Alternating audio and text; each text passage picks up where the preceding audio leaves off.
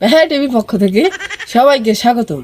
আপনারা জানেন যে এই সেই কারাগার যেখানে দীর্ঘদিন যাবৎ একজন ফাঁসির আসামি বন্দী ছিল, আজ তার ফাঁসির ডেট।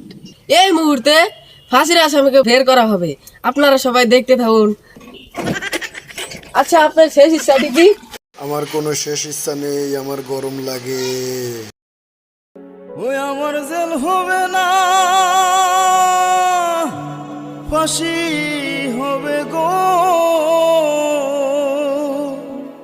আমার উকিলে তো কইল না,